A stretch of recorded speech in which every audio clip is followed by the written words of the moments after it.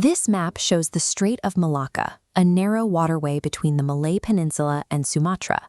In 1000 AD, the Srivijaya Empire controlled this choke point, monopolizing the India-China trade route. They forced every foreign ship to pay exorbitant fees, extracting massive wealth at Kataram. Back in South India, the dominant and wealthy Chola Empire was looking for a way to bypass these fees. In 1015, they attempted to go around Srivijaya entirely by sending a direct trade delegation to the Chinese Song dynasty. When the Chola delegation arrived, they discovered a severe diplomatic insult.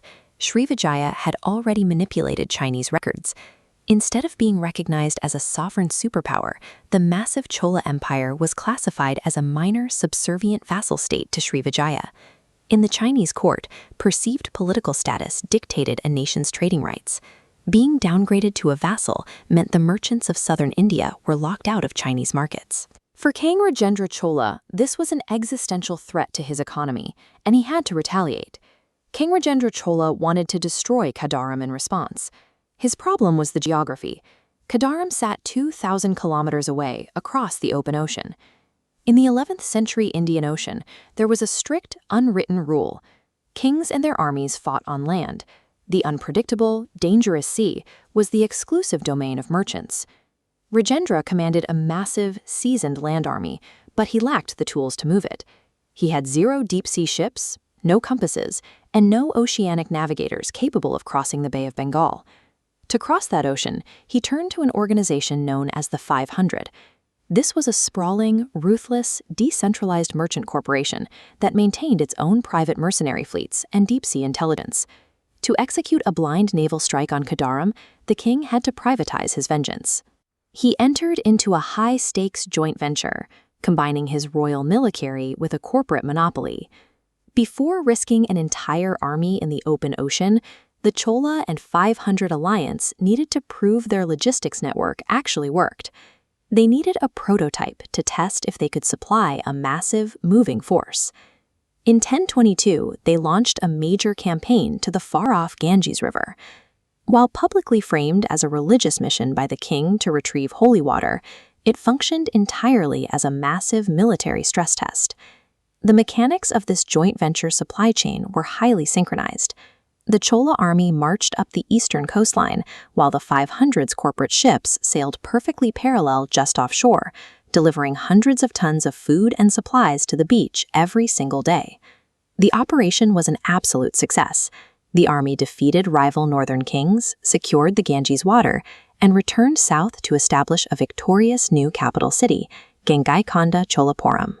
This inland beta test proved that a coordinated corporate military supply chain could sustain troops indefinitely. With the logistics verified, Rajendra authorized the invasion of Kataram. In early 1025, 100 corporate ships loaded with 3,000 Chola soldiers sailed out from the Indian coast, heading blind into the open ocean. For over 2 weeks, the corporate navigators guided the massive fleet without maps or compasses. They relied strictly on their ancestral memory of monsoon winds, ocean currents, and star patterns to keep the ships together. The fleet arrived completely undetected at the coastal peak of Mount Jirai.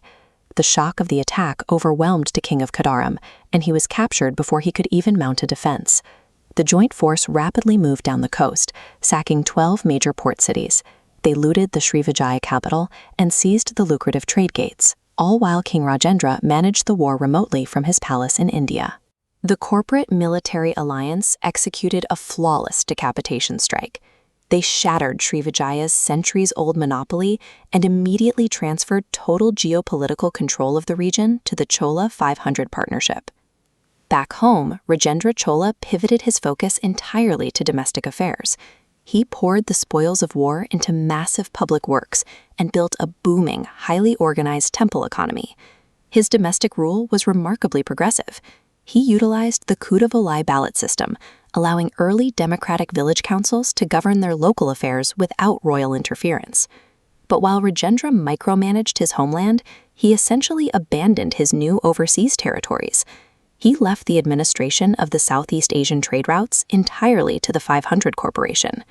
The king's complete disinterest in overseas administration created a massive political vacuum across the ocean. He allowed a private, profit-driven entity to operate completely unchecked by any sovereign oversight. Without a king looking over their shoulder, the 500 corporation rapidly expanded. They built their own fortified ports in Sumatra, collected independent taxes from passing ships, and violently absorbed Srivijaya's remaining trade routes. Over the next century, this merchant guild accumulated so much wealth that they effectively became the ruling class of South India. Eventually, they realized they no longer needed the protection or the permission of the Chola kings. The wealthy corporate class simply stopped paying taxes to the crown. They began aligning with rival factions, choking off the state's revenue, which led directly to the bankruptcy and total destruction of the Chola Empire in the 13th century. 600 years before the British East India Company ever set sail, King Rajendra Chola proved a harsh historical reality. When a state empowers a corporation to fight its wars, the corporation will inevitably swallow the state.